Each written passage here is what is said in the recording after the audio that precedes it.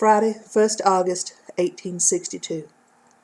I've managed to extend our furlough in Washington on account of Aubrey's indiscretion at Mrs. Norton's finishing school. The doctor hasn't taken calomel and says it will be a number of weeks before he'll be fit to go back to the regiment. Aubrey insisted on stopping at a church on the walk back to our lodgings. He was in a confessional booth for the longest time. I sat in the back pew to wait and looked around at the splendor. A young woman dressed for mourning paused just behind me to dip her hand in the holy water. We two and an elderly man were the only souls in the room. The woman smiled briefly at me as she passed, and then knelt before a table of candles. She lit some and crossed herself before bowing her head in prayer. The candle's smoke wafted in the air before an image of the crucified Christ. The sunlight shining through the windows glistened on the golden ornamentation on the walls and reflected the celestial city to me. My Alabama Baptists have nothing like this extravagance. But as beautiful as that sight was, my eyes were always drawn back to Christ. He was staring at me. I moved to another pew, yet those agonized eyes only seemed to peer into mine more intently. I was stifling in this room, and the wool of my uniform didn't help anything. Still those eyes held me there. Red lines ran from the crown of thorns to the eye sockets and over dark eyebrows arched in pain.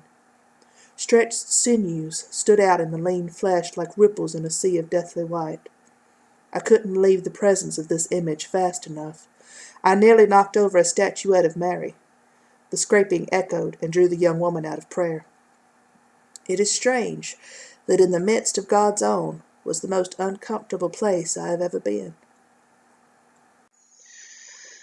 "Papa, have you seen Teague?"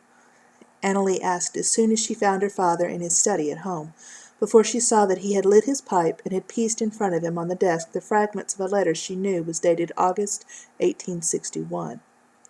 She knew, because she had memorized every word, had been part of the reason the letter was in 3 pieces, torn at the folds that had worn the paper thinner and thinner until the fibers had disconnected. 12 August 1861. Dear Sir, it is with deepest regret that I must inform you of the death of your son, Private Thomas Warner. He had long suffered from pneumonia at Washington Hospital and was unable to fight the illness any longer. He will be remembered fondly by his comrades as a jovial young man who could lift their spirits from the deepest despair. I spoke with your son only hours before his death.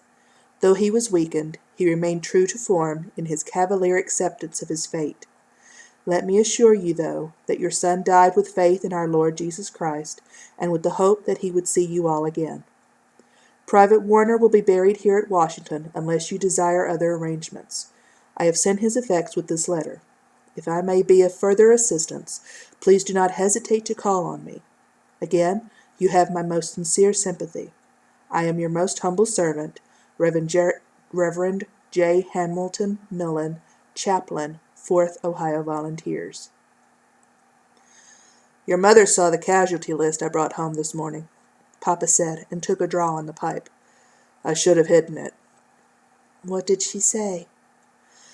What you'd expect her to say. It brought Tom to mind, and she wondered why he wouldn't write, wondered if he were ill or wounded or captured. She wants me to inquire at my hospital and at Washington. He motioned to the fine stationery he'd placed at hand, and then took another long draw of smoke. I saw Rupert Weiss on the list, you know. Poor Fritz and Emma, so happy at the party last Saturday. Papa continued to stare at the stationery as he let out a long stream of blue-white smoke. Annalie could remember the last time she'd seen him with the letter out, and the chiding he'd given himself for letting the past weigh so heavily upon the present. He was ignoring that admonition now, but she could hardly fault him for it. I don't know that I can bear writing yet again, he said. I keep wanting to write in the thick hand Tom always had, you remember, because I wouldn't let your mother correct him when she first came here. His chuckle at the memory faded into a sigh. I don't know quite how to begin. It feels dishonest somehow, this 50th time I've done it. Annalie sat in the chair opposite him. Can I help at all? Having more people in on a lie doesn't make it any less a lie. he smiled. "But it does feel less like a lie." "All right, then. Perhaps you could take dictation." He rose from his chair and motioned for her to take it, and then paced before the desk, his pipe moving between his lips as his jaw worked synchronously with his meditation. "July 8th, 1863. Dear Sir," he said at last. "At the request of my wife, I am writing to inquire after the condition of my son, Thomas Warner, and to ask if he is indeed at your hospital." He paused, and Annalee glanced up from her writing to see what was the matter. She followed his gaze to the stack of papers at the corner of his desk, this month's medical journals. Papa must have been behind in his reading, for a couple of June's issues lay under July's. Tom had once explained to her about Papa's insistence on reading his journals as soon as they arrived. If he had read the article on childbed fever the month before Tom was born, Papa might have known that something as simple as washing his hands before touching her might have saved his first wife. Of course, if he had saved her, Annalee would never have been born. It had always bothered her that Marie Warner had to die for her to live. She wondered briefly which Papa would rather have, the wife or the daughter. "In the event my son is unable to be identified by name, I will describe him to you. He is of medium height, with black hair and brown eyes." Papa added that he'd had a mustache. Papa couldn't forget the facial hair. Tom had been so proud of it. "He has a birthmark in the shape of an oak leaf on his lower back." Annalee remembered the terrible fight she'd had with Tom once when they were children, over what she couldn't recall. But it had been the fight where Tom had all but said that Mama was Papa's second-best wife. He told her about the birthmark his real mother had had on her own back in the shape of the tree from which such a leaf as his would fall, and that Papa remembered the mark more fondly than anything on Mama's body. She'd slapped him and run to the creek, where he'd followed another hour after with a bouquet of wildflowers to make amends.